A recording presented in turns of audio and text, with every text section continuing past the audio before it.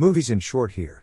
Today, we'll discuss a 2021 action drama movie called Nobody. Sit back, relax and enjoy. A handcuffed man who has been badly beaten reaches into his pocket for his cigarettes. As he smokes, he slowly removes a tin of tuna from his jacket and opens it. He places a kitten that has emerged from his jacket onto the table. A man and a woman seated across the table question him. Hutch Mansell is a seemingly ordinary man. He has 2 children from his successful wife Becca, and an unremarkable job as an office worker in his father-in-law Eddie's metal fabrication company. The tedium of his daily routine is slowly wearing him down. His son Blake has no respect for him, not even bothering to greet him as he returns home from work. He gets into bed at the end of another mind-numbing day, sleeping on the other side of a pillow that his wife has placed between them. A neighborhood dog barks. Hutch gets out of bed and goes to investigate. He sees his daughter sleeping peacefully in her bedroom. As he proceeds down the stairs, he hears a noise as intruders break into the house. Hutch picks up a golf club. As he tries to make a phone call, the female intruder demands money as she holds him at gunpoint. The male intruder demands his watch. Hutch sees a tattoo on the female intruder's wrist.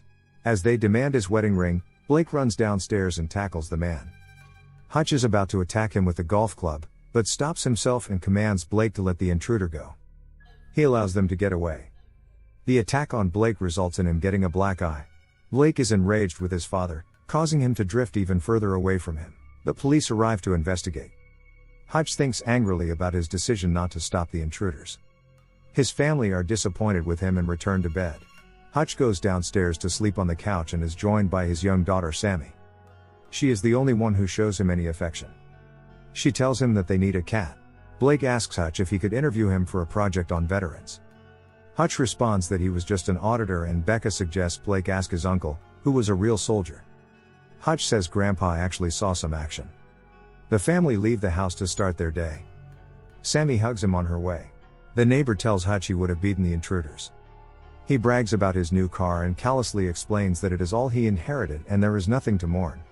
The tedium of his week begins again.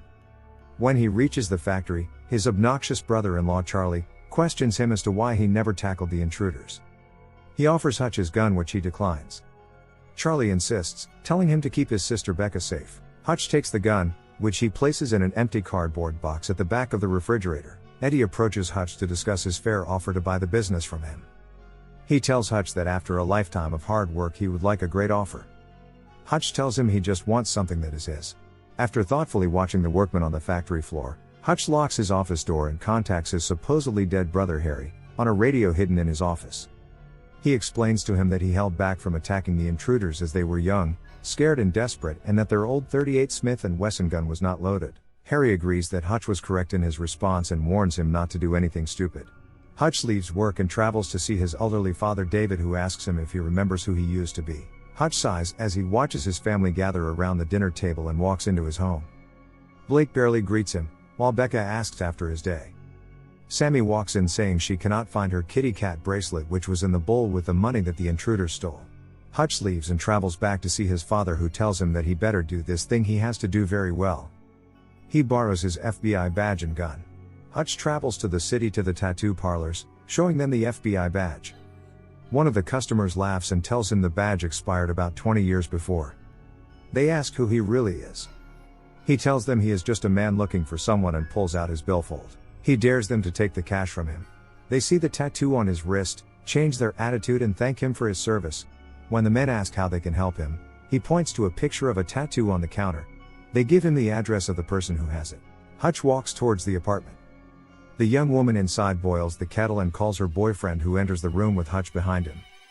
He threatens them at gunpoint and demand they return his watch and the kitty cat bracelet. Their shouting wakes their sick baby and they beg him to leave.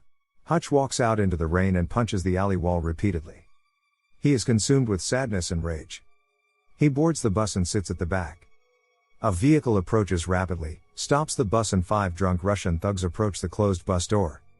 A young girl sits alone. The female bus driver looks afraid as she opens the door. They enter and intimidate the passengers as they approach Hutch sitting quietly at the back of the bus. As they surround the young girl, Hutch stands up and walks through them, convincing the driver to disembark. He closes the bus door and faces the thugs while pointedly removing the bullets from his gun. Hutch threatens them and they laugh.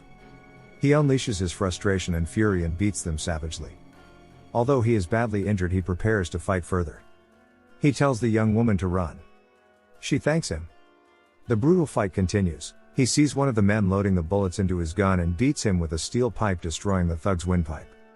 He assists the man with a makeshift tracheotomy, using a straw. As Hutch leaves the bus, he apologizes to the shock driver for the mess that has been made and he walks away. He returns to his home and sees his wife sitting in the darkness. She asks where he went. He tells her it was just like old times and that he misses her, as she gently cleans his wounds. He says she seems so far away and there is no intimacy in their marriage. He asks her if she remembers who they used to be, as he does. Becca removes the pillow that separates them in the middle of the bed and touches him gently. A passenger in a car verbally abuses his driver for passing the destination. Yulian Kuznetsov, who is a Russian mob enforcer, gets out of the car and walks across the street to Club Malina. He walks onto the stage and sings and dances, and then walks through the crowd towards a group of men. He asks them if they are satisfied with the security for Obshak, which they are. Yulian introduces them to Pavel, who is his right-hand man. The spokesman for the group informs Yulian that his singing and dancing does not inspire confidence in them as the guardian of their money.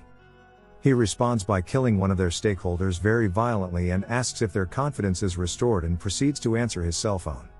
Yulian stands at his brother's bedside. The man has severe damage to his brain.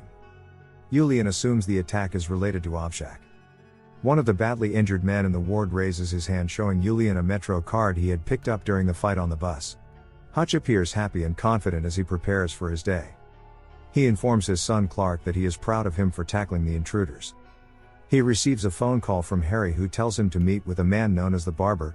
He warns him that one of the thugs is the younger brother of Yulian, who is a very wealthy, dangerous sociopath. The Barber gives Hutch the information he needs and says Yulian does not know who Hutch is yet.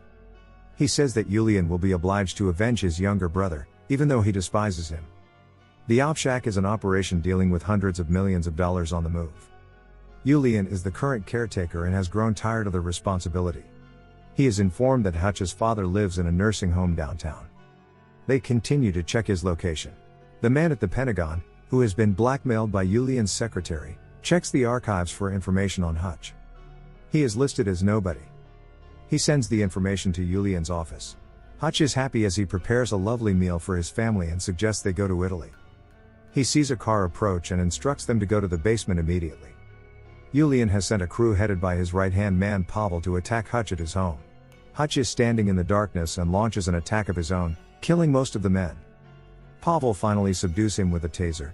They drag Hutch to the car and throw him into the trunk, where he dislocates his wrist to remove the handcuff. Hutch finds a fire extinguisher and uses it to blind his abductors. The car crashes into a traffic light. Before Pavel dies, Hutch tells him who he is. Hutch runs home to open the basement door for his family. Becca drives away with the children to a safe place. Hutch places the dead and injured men on his couch and starts to speak. He explains that he is a former auditor, an assassin employed by intelligence agencies to kill people who were considered untouchable or too difficult to arrest. He did his work professionally until he let a target he was supposed to kill for embezzling government funds go free. For once he had listened to the man before he killed him. A year later, Hutch found that the man he let go had built a new life and family for himself and was very happy. Hutch decided to retire against the wishes of his superiors. Since then has done everything possible to suppress the memories of his old life. He sees the kitty cat bracelet lying next to a pool of blood under the radio. Before he leaves, he tells the dead men that bone burns to ashes at 1500 degrees, without leaving a trace. Hutch acknowledges that deep down he knew his life was just a facade which lasted longer than he expected. He sets his basement on fire and takes a photograph of his family with him on his way out. He steals his arrogant neighbor's prized car and drives away. A car with two assassins arrives at the nursing home. They go directly to David's room and approach him as he pretends to be asleep. David kills them both. Hutch pours a bag full of gold bars onto Eddie's desk and informs him that he is buying the company. Yulian watches footage on the news and realizes that Pavel has been killed. Hutch closes the factory temporarily. His desk is covered with weapons and ammunition. Harry contacts him on the radio. Hutch tells him he has a plan.